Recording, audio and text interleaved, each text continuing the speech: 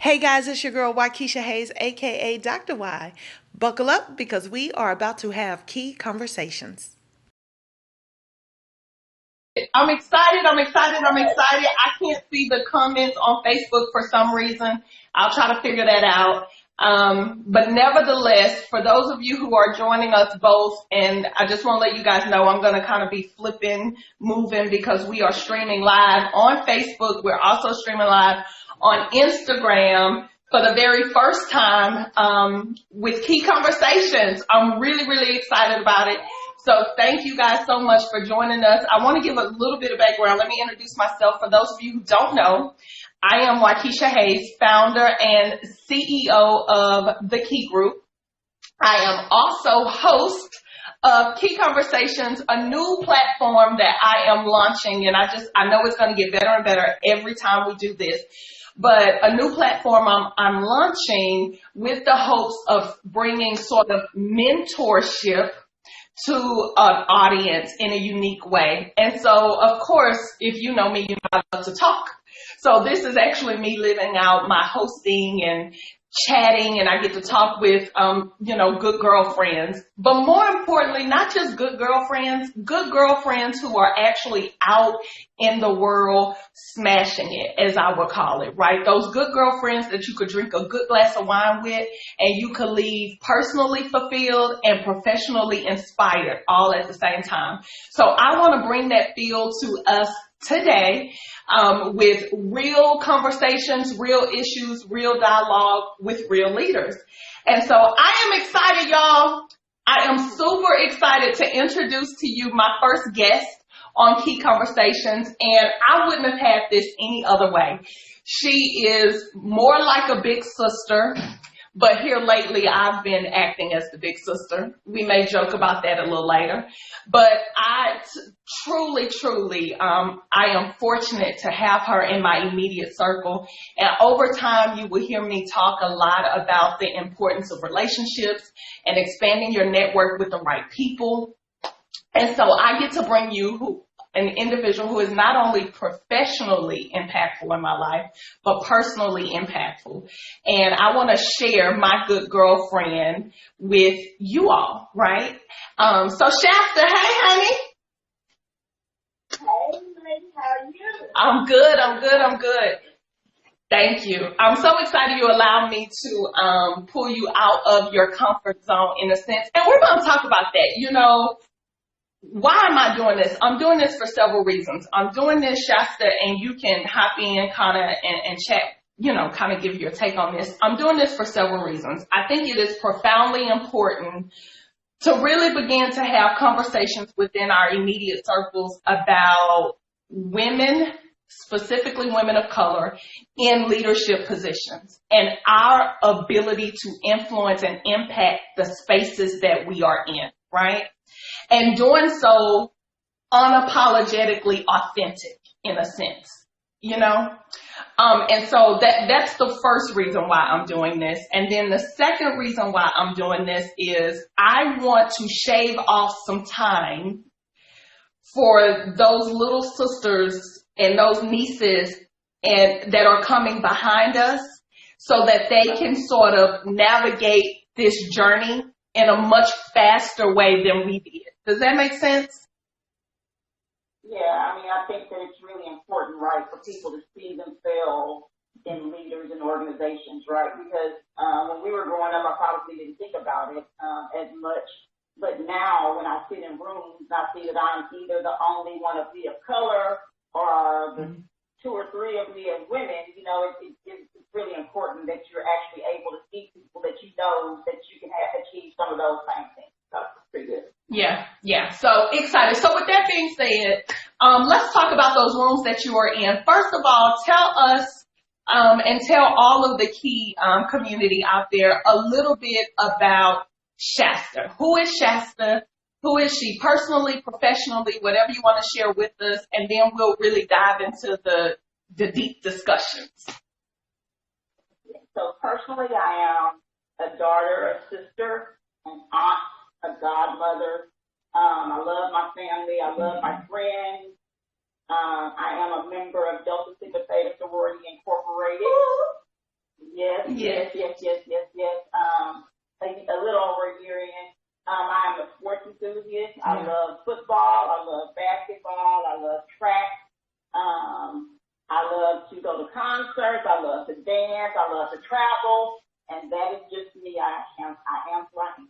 She is us. She is us. And that's the other deal. That's the other thing I want to do with this platform is piggybacking on what you said. Like, we want young girls, we want aspiring leaders to realize that literally you can sit in those chairs, you can sit in those rooms, and you can be us. Like, it's just, you are me. I think when I celebrated your latest promotion, and we'll talk about it, that was one of the things I put on the Instagram post was like, this is our sister. This is our niece. This is our best friend. So now talk to us a little bit about who you are professionally currently, and then we're going to kind of go back and backtrack and kind of cover the trajectory of your professional journey. But tell us who you are now professionally. Okay, so currently I am the Vice President of Regulatory Relations and Policy for utility companies here in Houston. I have responsibility for regulatory relations and policy development in 8 states across the United States. So we are responsible for working with various regulatory commissions and various other stakeholders to ensure that we're advocating regulatory policy on behalf of our company. Through my career, I have been with my company for approximately 21 years. I actually started off in our customer service department. Wow. I went there. Can you hear me, Keey? Yeah, I can hear you. I started there. I had a degree. I didn't really do any internships in college, so I wasn't really sure how to navigate those waters. And I ended up going back to school because I thought I wanted to get a second undergraduate degree. And so as I talk about my journey may not be what others see as the natural progression of a journey. I'll just tell you that there was God's hand all over my journey. And if I knew what I knew then, I may not be in a place that I am now because some of the states that moved in on how God asked me to move, right? Wow. And jump in, Keisha, at any time. So I took this class and I met this lady because I thought I wanted a second undergraduate degree. And we ended up hooking up, and she realized I had a degree and I was working part-time. She's like, you should come and work here in the customer service department. And so I was like, okay, I'll do that. And then from there, I was in that role for probably less than 9 months. But at the time, I didn't know that you're supposed to be in a role for a year before you get to switch positions. Wow. So I happened to be working overtime, and we didn't ever work overtime. The lady stood over my shoulder and asked me to apply for a particular job, but I was applying for jobs that required my degree. I have a degree in economics, and none of those roles were calling me back. So I ended up in an area that's kind of pseudo-engineering, but you don't have to be an engineer to do that. So I did that role as an entry-level role. I progressed through all the progressions of that. Then I became a manager of those people in that role, and then I became the director of bargaining unit employees as well as professional employees who design and build electrical lines. And then from there, I was moved. I didn't ask to be moved. I was moved into our regulatory department to be the director of the rates area. And then from there, I was moved to the director of regulatory relations and policy. And then from there, we had a merger that I ended up working on as the lead regulatory person. And within that merger, I had moved into another position that was the director of day one requirements. So you want to make sure that everything was aligned on day one so that when we had the merger to complete, we could process that. Then from there, I moved into the director of innovation and continuous improvement for 3 months. I've never had a job for 3 months. Allowed me to do a little thing that I had to do. Yeah. In that time frame. Favor. Okay. Yeah. And then from there, I was promoted to my most recent position, which is vice president. Vice President of Regulatory Relations and Policy. So what I hear in all of that, and really this message is so important for anyone, right? Anyone, whether you are early career, about to start your career, or even in the middle of your career, because a couple of things resonates. One, it is we are not always bound by the degree, right, that we go to college and get. And it's funny that you bring that up because that has been a real important message that I've been discussing because you know, and many people that know me know that by trade, I am a teacher, right? I'm a teacher that started off as a fourth grade teacher. And now I am in corporate training, developing leaders within the institution. And what I had to realize as I was going through that transition was that we are not necessarily bound by our degree, that we have the capabilities of still moving and expanding our skill sets in ways that we tend to not think about because, as you said, you were looking for positions within your degree, your field, right?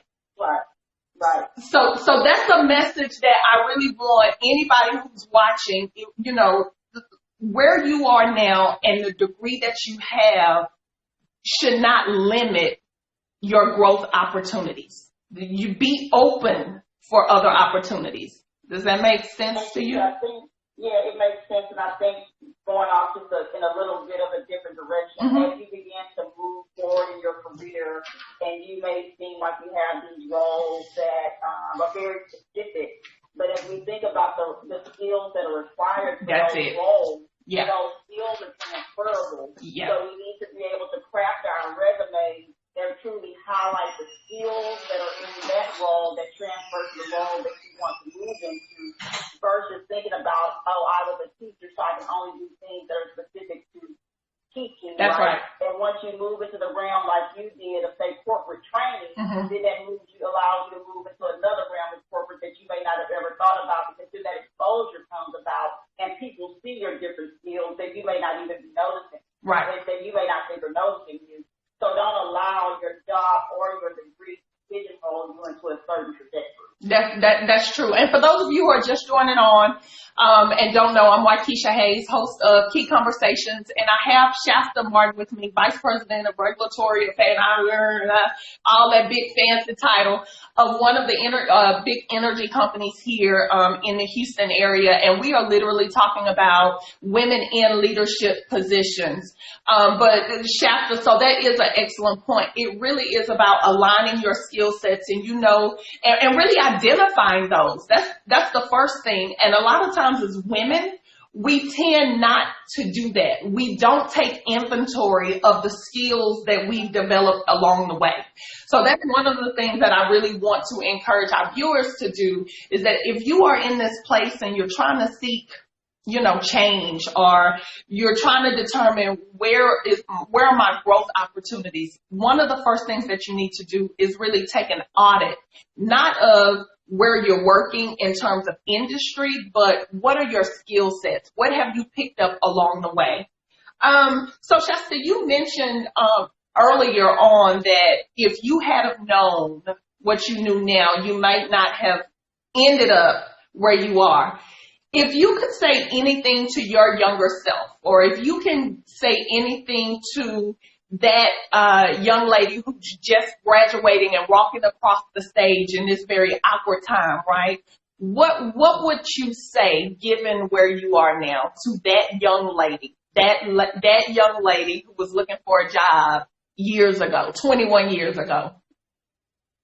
One, and I can only speak for me and my experiences, not perfect, but, you know, I have a foundation of God and Jesus Christ, right? Yeah. So you have to be able to be willing to be open to discernment and know that and I've always asked him, open doors that you want me to walk through and close the doors that you don't want me to walk through. And so as I'm going through this, right, I had a degree.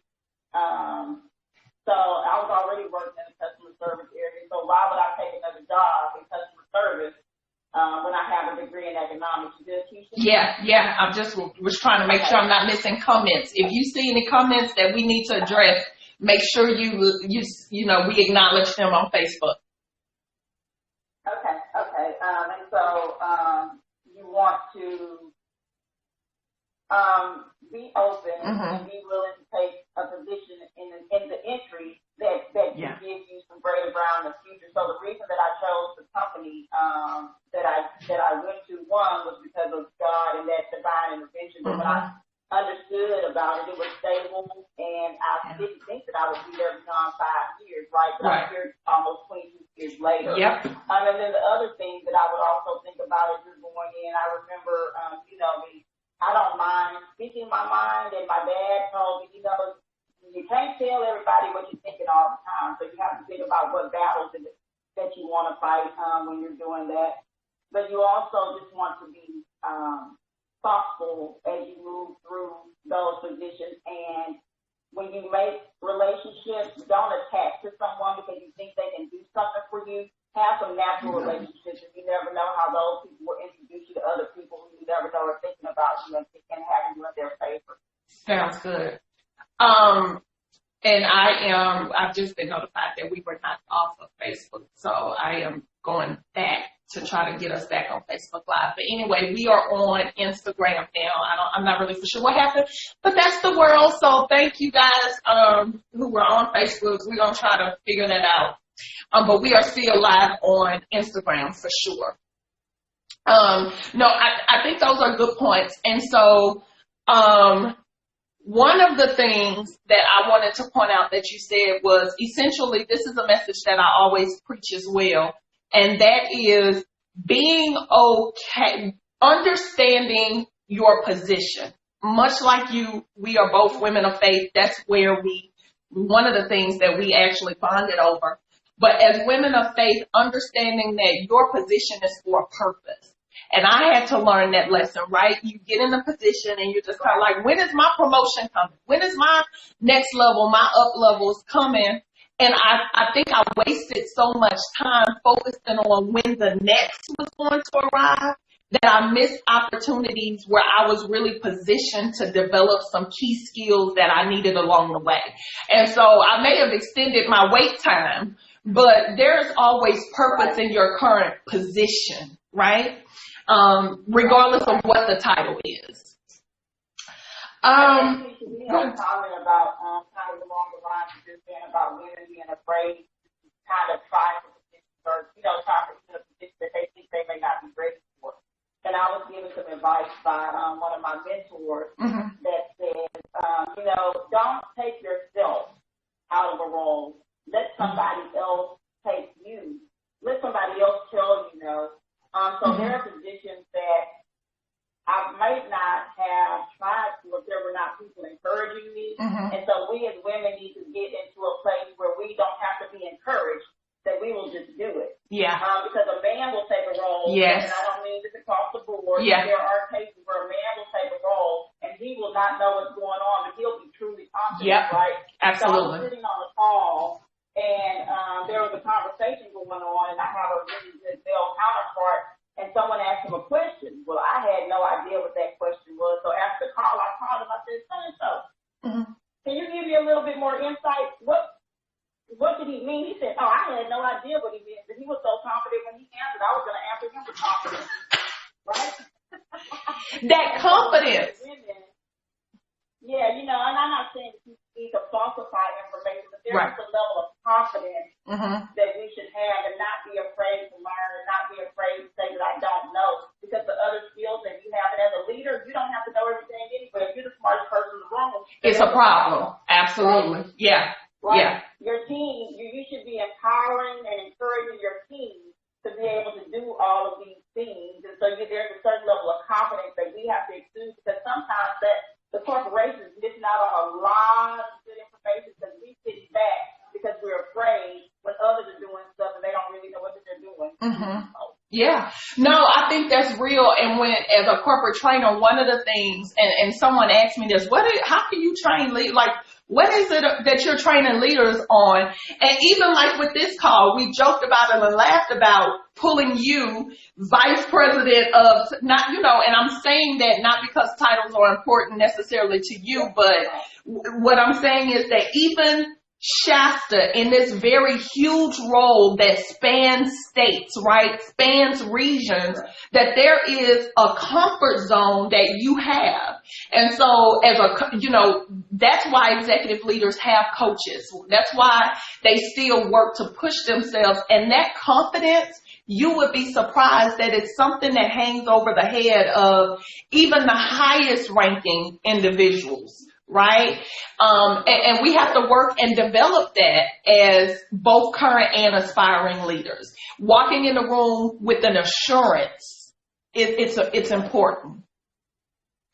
But you know what? But speaking along the lines of that assurance, I want to now really, because the other piece to this is really creating this pipeline, not just for women, but specifically women of color. And this is not a foreign conversation. If you read any level of data, from salary negotiations to the number of individuals that are actually in leadership positions, there's a gap between us and our counterparts, much like it is a gap between women and men in positions of power. There's a gap in our salaries because we tend not to negotiate. But specifically for women of color, what have been some challenges? And you don't have to go into really personal details, but just on a broad scope, challenges that you or even some women of color that you may mentor. I know that you did a presentation that talked about breaking the glass ceiling in a sense or something. There was, I think I saw it on your LinkedIn or something. I was snooping around being nosy. But what is it like breaking that glass ceiling? Right. So I think if you think about it, we are only, if I get this right, 2 generations in to corporate America, right? Yeah. So my grandmother was doing domestic. Absolutely. Yeah. My mother began doing corporate work, and then you see people of her generation began to break that glass ceiling, but you're still, it's still new, so you're still kind of walking and tipping in because you want to be able to make sure that you can bring others in with you, right? And then when our parents raised us, they raised us to the next level of confidence to be able to have conversations, do things that they wouldn't necessarily do. Yeah. So now I think some of the challenges that I have experienced are related to, being the only one in the room and someone asking you a yes or no question and you say no, and then you're deemed as being aggressive. Yeah. Or you're not trying to be a team player. Yeah. Or you say something, and this may not only be Black woman related, but you say something and then no one understands you, and then you whisper to your male counterpart next to you because you really want to get your idea out there, and then they tell Bob it's the greatest idea since sliced bread. Yeah. Wow. And then you go back, and when you try to talk to, say, another woman, they tell you, "Oh, don't worry about that. Mm-hmm. You're just being too sensitive." But the fact of the matter is that I am sensitive to it, and I just need someone to sometimes acknowledge that we don't have to change it, because at the end of the day, the obstacle's there. How we gonna get over it? That's right. Yeah. We didn't play sports. There's obstacles all the time. You just figure out how to get around it. But if you don't address what the obstacle is, then you just don't keep running into it. That's right. Yeah. Yeah. And that is powerful. And people think that that's sort of like just this thing that we tend to say. But there really is truth behind, one, being the only one in the room, and 2, walking that balance of being able to be authentic in who we are. It's okay, well, did I answer that a little too? Was I okay? Because I don't want to be the, and that's very real. I personally have experienced it. And in part, when I talk about being dedicated to building this pipeline, those are the types of conversations or discourse that I think we have to have, right? Because we need to illustrate that even though we've broken some ceilings, there are still some things that we are dealing with, right? Yeah, but I think it's fair for us, that you have to be comfortable in your skin to be able to have certain conversations with people. That's good. Right? Yeah. And so I'll just take, for instance, my natural hair. Yes. I've been natural since 2008, but I never wore my natural hair to work. It was always pressed and straight. And then I decided that I was going to show them a little bit on a Friday, so I put it up in a ponytail. I put it up in a bun. And then I said, okay, I'm going to let the bun loose on a Friday. So then I let the bun loose on a Friday. I said, I'm going to give it to them on a Tuesday. Yeah. See how they feel about that bun. Yeah. And then I decided, okay, on a Friday, I'm going to just let it hang out. Yeah. Right? Because you have to slow walk. It's in stages. Yeah, in stages, right? And so it's kind of the same thing with having these types of conversations. So I don't necessarily maybe address it in a room full of people. Absolutely. Where people may be embarrassed, but I don't have a problem pulling someone aside and saying, I know this was not your intention, but when you said that, this is how it can be taken. Or I'll say, I'm not a poster board for people of color, but I can tell you, you said that in the room with anybody else. Yeah. You wouldn't have gotten away with that. So, we have to be comfortable because sometimes you have to teach people how to deal with you because if you don't address it, they're going to think that they can continue to do it. Yeah. So. And when we talk about building the pipeline, it is also developing the generation behind us and equipping them with the know-how to have you go in and it is okay for you to have these conversations. It's okay for you to be authentic. And honestly, I have this conversation too often about my natural hair. I don't straighten my hair often, for that reason. It's almost like an opportunity for me to make a statement that this chick with a PhD, you're going to get authentic Dr. Hayes on behalf of everybody that I want to come along with me. Because I want my niece to feel comfortable walking in a room, however she deems herself comfortable. And, appropriate, professional in the sense. But reminds me, so let's take a sip of our comfort here. Let's sister girl talk. So I'm not for sure. Do you watch Insecure on HBO? Okay. So yes, right? So it's one of my favorites. But there was a scene, I think in season 2, where Molly was in her law firm and there was this intern. Do you remember that scene? Intern. She was an intern came in and she, walking with some of the other partners and colleagues, and she was very loud and very like, don't eat my soup, and so Molly pulled her in the office and tried to have a conversation with her. I call it the little sister, big sister conversations in the workplace, right? Talk about that. You are in an executive level position. What is that mentorship or even sponsorship? What does that look like for you? And do you find challenges with trying to groom those that are coming behind you, in a sense? Because the intern was not open to, let me say this, the intern was not open to the feedback that Molly was trying to give her. And what ultimately happened is, one of the partners approached Molly to have this conversation with her. But because Molly had already tried, she kind of put it back on the partners and was like, you do it. And so the intern ended up in a meeting with all individuals who were not of color, and it didn't feel good. How does that work for you, being in the position that you're in? I think mentoring should be authentic. We have some companies that have mentoring programs, so sometimes it just takes the time for people to warm up to each other. Where I work, we don't have official mentoring programs, so all of the mentoring we do are based on relationships. And I think you have to be comfortable if you realize you have a mentor and you all don't necessarily fit, but you have to set expectations at the beginning of that mentorship or that request and be able to be okay with breaking that link, right? Because you don't accept the expectations up front. But beyond that, yes, I have had people that are mentored and work very well, but I have people that it doesn't work very well because I'm very real, I'm very authentic, I'm willing to talk about the things that other people don't want to talk about. We can all do the things that are easy. The things that I talk about are the things that you might run into. I won't talk about you being in the room Yeah. being taught, being looked at as being aggressive. And you have to be able, the first thing that's really important about mentoring and wanting to progress is that you have to be keenly aware of who you are. Right. And you have to be okay, right? So people are going to give you some feedback that makes sense. And people are going to give you some feedback that needs to go in one ear and out the other. Yeah. And so it's those relationships that I take them very seriously because I think everyone should go to work and enjoy what they're doing, even if you don't have your dream job.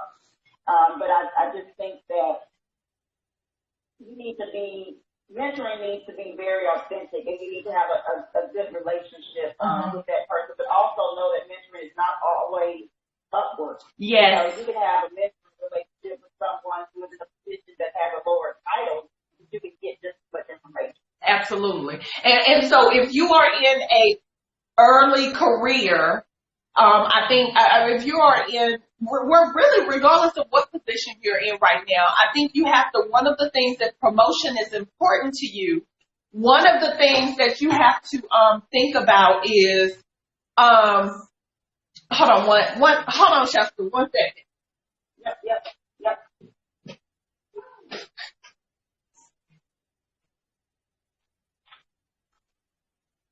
Okay, sorry. So one of the things that you have to think about is being open to those types of growth conversations, right? Those type of mentorship.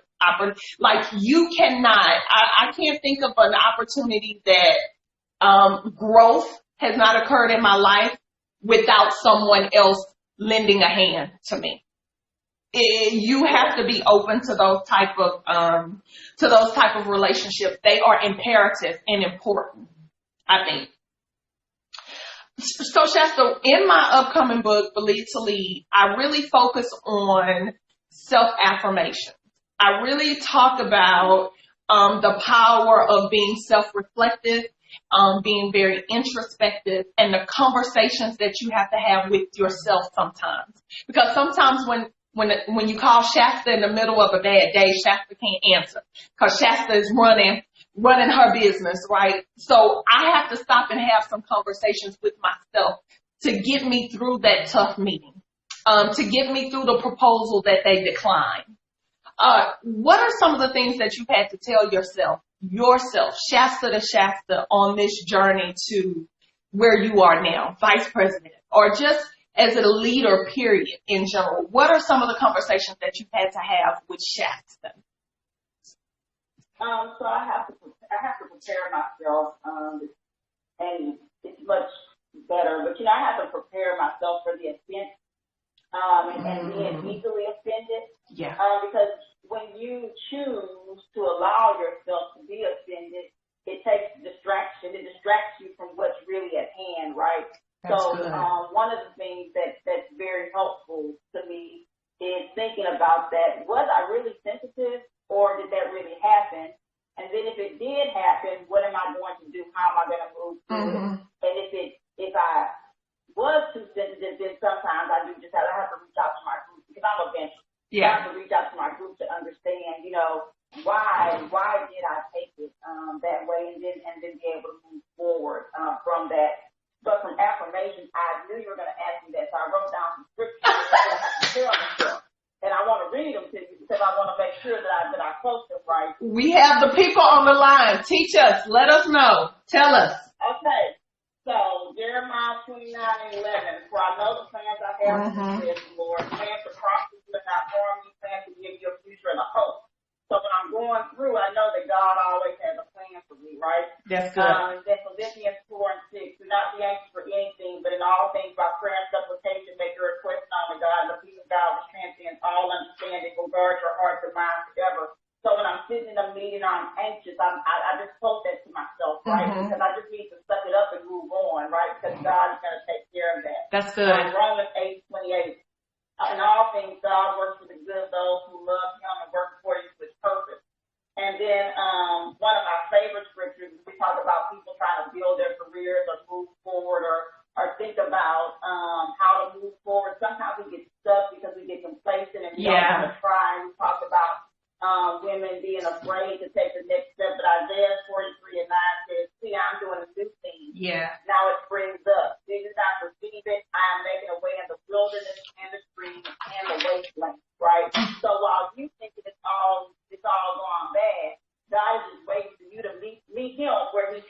right? That's right. So those are my affirmations. Let me tell you something. So y'all see why this my good girlfriend, right? Y'all see why this my girlfriend, right? Who you sit at the table with is important. Chasta and I met when we served on the board of U of H some years ago, and she's not been able to get rid of me since. And this is part of the reason. These are the types of women that you need to be able to sit at their feet, and vice versa. There are moments where the role switches, but your circle of influence is important. It's important if growth and promotion is what you are trying to attract in your life.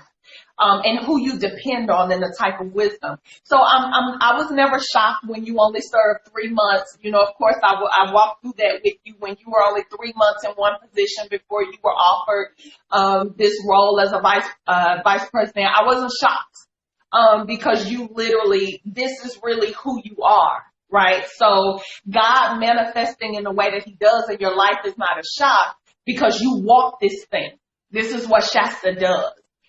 So your expanded territory is simply the fruits of the things that you poured into other people and the life that you walked, which is what I admire so much.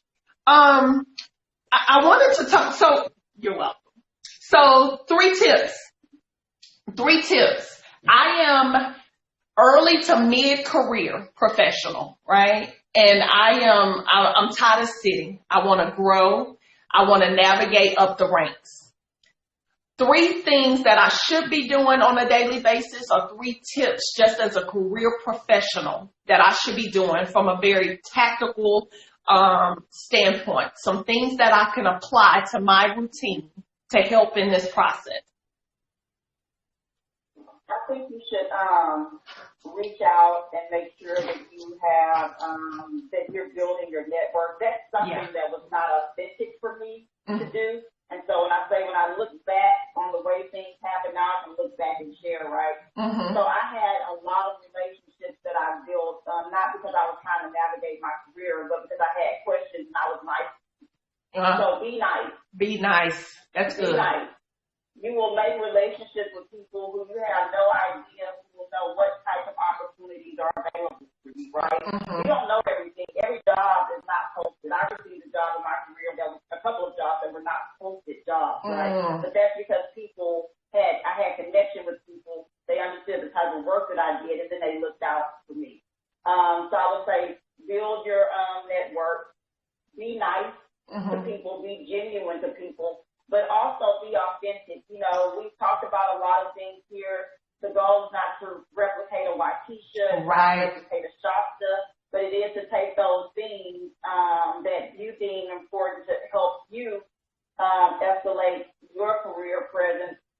Because one thing I think that's different about me, and I've had young African American women tell me that, is that I'm not ashamed to be myself. Yeah. I don't go into a meeting. I don't act like a man.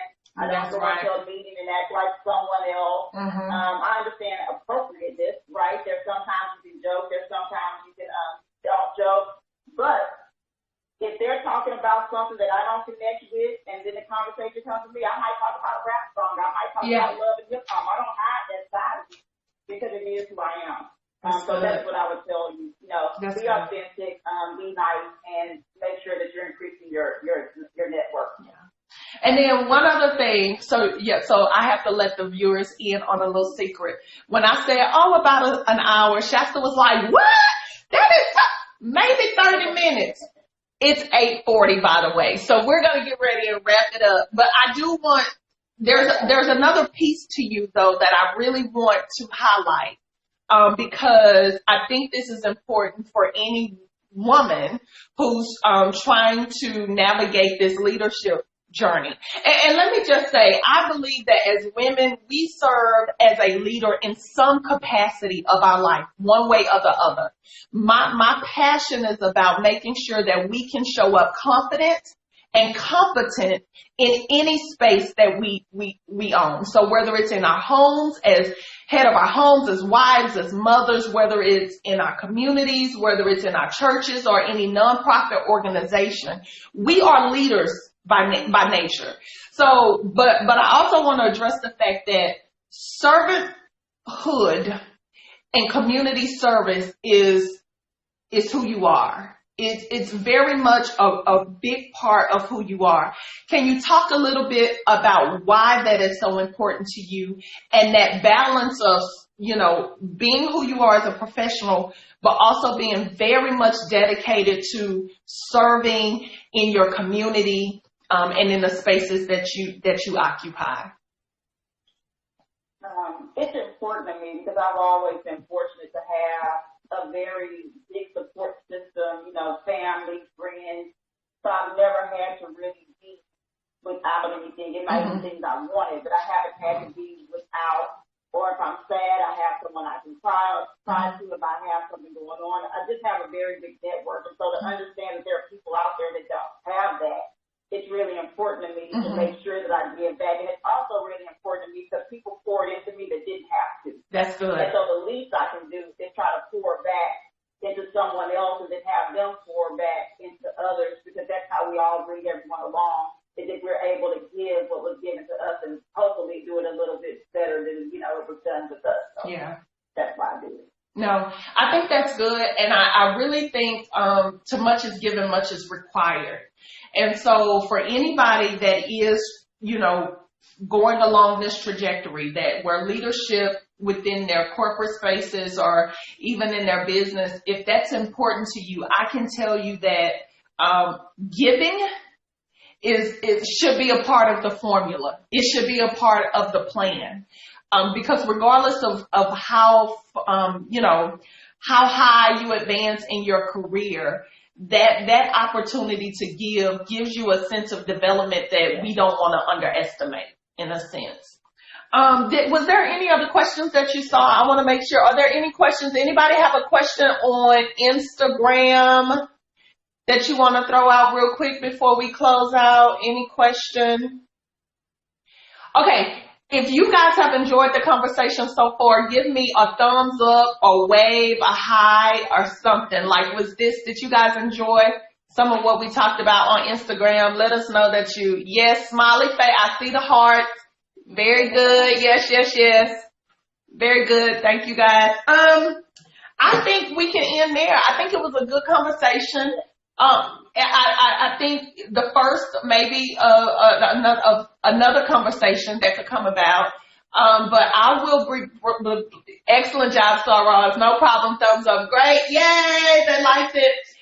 This is, of course, the first. This is the first, but I will be having key conversations with women throughout our community on a local level and on a national level and even global level. I'm going to go ahead and claim that thing. Because I really want us to know that girlfriend to girlfriend, we can have these type of conversations and we can also build that pipeline that I'm trying to build. Any closing words, Chasta? Yeah. Keisha, first off, I want to say thank you, and I would be remiss if I did not say to the shout out to all my mom sisters out there. Love y'all. Yes, yes, yes. Thank you. And thank you to everyone else who took time to join. But thank you, Keisha. I'm very honored to be your very first guest. Yes.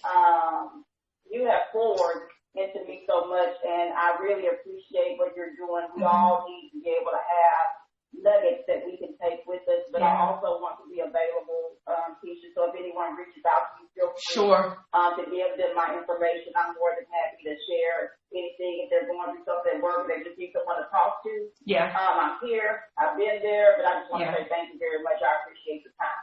No, yeah, and I will say that just to piggyback, so in addition to Key Conversations, there are a number of things coming down the pipeline, including a future mastermind or mentor group for leaders in early career stages. And so, of course, I am hoping that I can tap you into coming into that space with business owners, entrepreneurs, and corporate professionals in a space to develop women.